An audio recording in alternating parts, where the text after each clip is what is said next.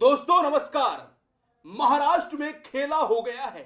जी हां, महाराष्ट्र की राजनीति में आजकल जो कुछ भी हो रहा है उसे देखकर सियासी पंडित भी हैरान हो चुके हैं।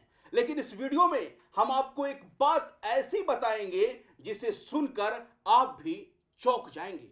जी हां, क्या शरद पवार अपनी पार्टी का विलय बीजेपी में करने वाले हैं? आखिर महाराष्ट्र में क्या कुछ चल रहा है, इस वीडियो में हम आपको समझाएंगे और महाराष्ट्र की सियासी गणित क्या है हम आपको बारीकी से और सिलसिलेवार तरीके से समझाने की कोशिश करेंगे। आज हमारे साथ हमारे प्रधान संपादक सुनील राव जी इस मुद्दे पर बात करेंगे। सर, महाराष्ट्र में क्या हो रहा है? कहा जा रहा है कि शरद पवार भी बीजेपी के साथ अपनी पार्टी का विलय कर सकते हैं। नहीं, निश्चित तौर पर नीतीश, महाराष्ट्र में वो हो रहा है जो भारतीय राजनीति के इतिहास में, महाराष्ट्र की राजनीति के इतिहास में इससे पहले कभी नहीं हुआ। विपक्ष का सुपड़ा साफ है ही नहीं, विपक्ष बचा ही नहीं है। किसी के पास 20 विधायक है, किसी के पास 10 विधायक है, किसी के पास 15 विधायक है, नेता प्रतिपक्ष तक नहीं बचा है। और उसमें भी आप खबर आ रही है कि जिनके पास 20-15 है वो भी पलटी मारने के लिए तैयार है। वो कह रहे ले लो, हम आने के लिए तैयार है। लेकिन सामने वाला विचार कर रहा है, सामने वाला कह रहा है कि आओ लेकिन शर्तों पे।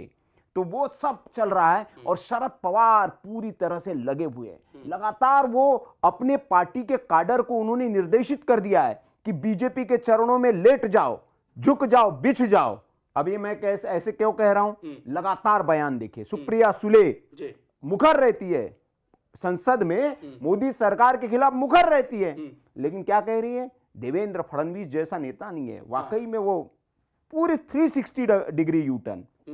एक सांसद, दूसरा सांसद एनसीपी का अमोल कोल्हे मुखर रहते हैं, नरेंद्र मोदी से लेकर अमित शाह से लेकर भारतीय जनता पार्टी की बैंड बजाते हैं।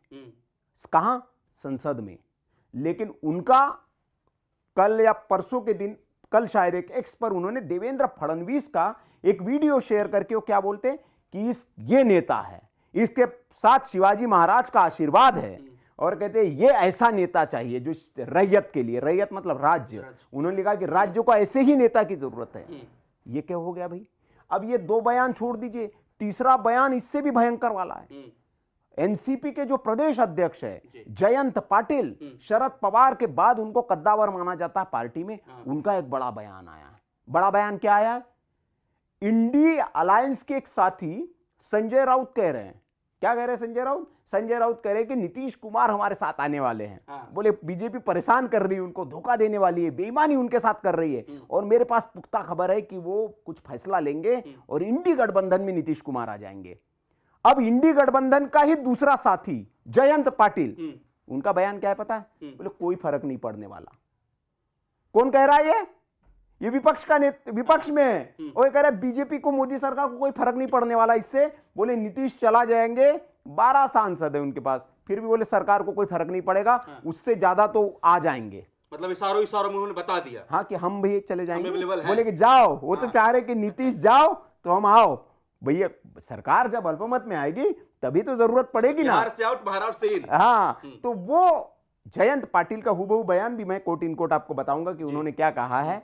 लेकिन अब आप समझिए कि क्या नीतीश कुमार जाने की स्थिति में भारतीय जनता पार्टी ने ऐसा चक्रव्यूह रच दिया है कि नायडू चले जाए तो भी कोई फर्क नहीं पड़ेगा, नीतीश चले जाए, वो कहता है ना विपक्ष दो बैसाखी, दोनों बैसाखियों की जरूरत नहीं मोदी सरकार को।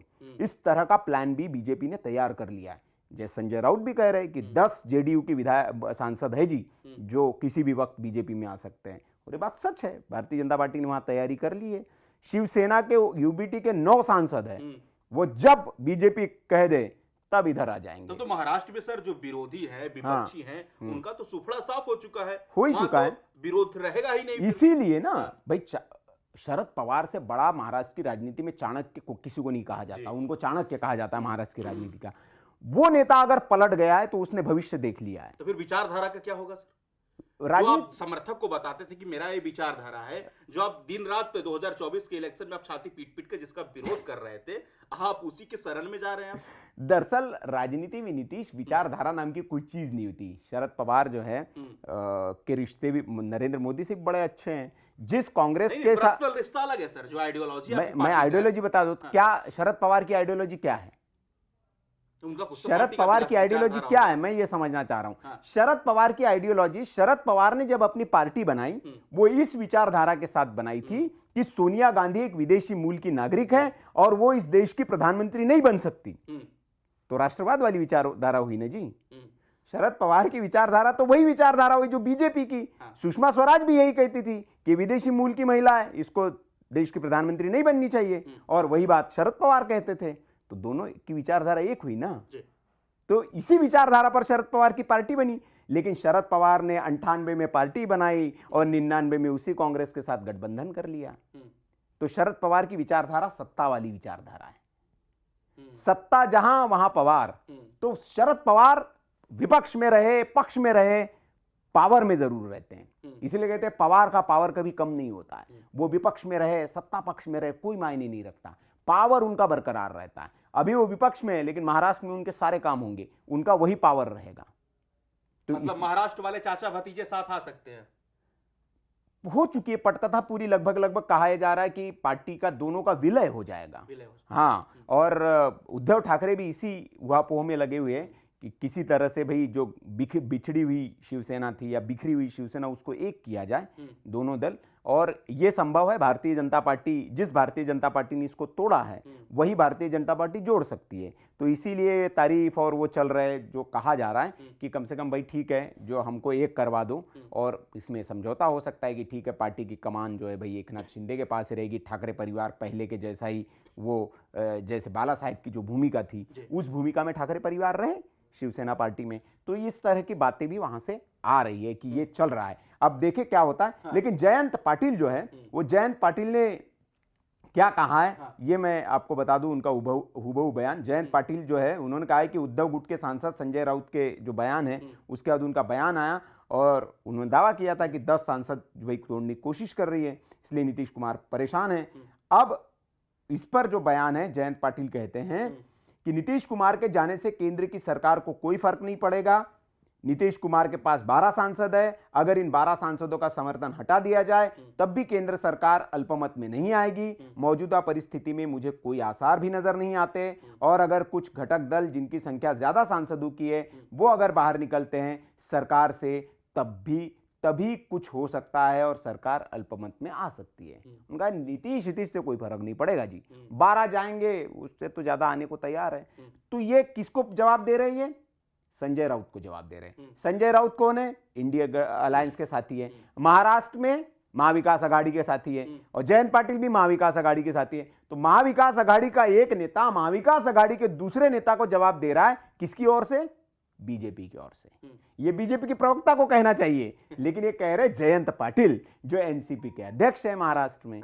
तो आप समझ सकते हैं कि महाराष्ट्र में बहुत कुछ बड़ा होने वाला है, हो चुका है, पर्दे के पीछे सब तैयारियां हो चुकी है, बस वो एक ऑफिशियल ऐलान होना बाकी है। अनऑफिशियल सब कुछ हो चुका है, और कांग्रेस पार्टी, राहुल गांधी सन्नाटे में है इस वक्त कि हो क्या रहा है। जिस गुब्बारे को फुलाया गया था, जिस कहा गया था कि नरेंद्र मोदी को हटा देंगे, पूरे देश के दल एक साथ हो गए हैं, कोई नहीं है। ममता बनर्जी अपने में उलझी हुई है, भतीजे के साथ लड़ाई करे कि इधर मोदी से लड़े, उसके समझ नहीं आ रहा है। शरद पवार आउट हो गए, उद्धव ठाकरे आउट हो गए, बचा कौन है आपके साथ? अखिलेश आने को तैयार नहीं है, केजरीवाल ने आपको पृष्ठभाग पर दे के बाहर कर दिया, बोले कि हम जी तो अकेले लड़ेंगे। अभी इनकी नूरा कुश्ती चल रही है, लगातार कांग्रेस पार्टी वाले आपके खिलाफ बयान दे रहे हैं, आप वाले कांग्रेस के खिलाफ बयान दे रहे हैं। तो इंडी गठबंधन है कहां और कांग्रेस पार्टी है कहां? बिल्कुल। तो राहुल गांधी को तो समझ में भी नहीं आ रहा होगा कि आखिर खेल हो क्या रहा है। चक्रव्यूह में ऐसे बना दिया दीजिए, फंस गए वो। राहुल गांधी अपने बनाए हुए चक्रव्यूह में फंस गए। हाँ, ये भी कह सकते हैं आप। और महाराष्ट्र में शरद पवार का जो गुट है, जो एनसीपी है, वो कभी भी अजित पवार के साथ आ सकती है और एनडीए के साथ आ सकते हैं, बस आधिकारिक ऐलान होना बाकी है। और महाराष्ट्र में जो कुछ भी हो रहा है उस पर आपकी क्या राय है, कमेंट बॉक्स में जरूर बताएं। बाकी खबरों के लिए आप बन रहे हमारे साथ। धन्यवाद।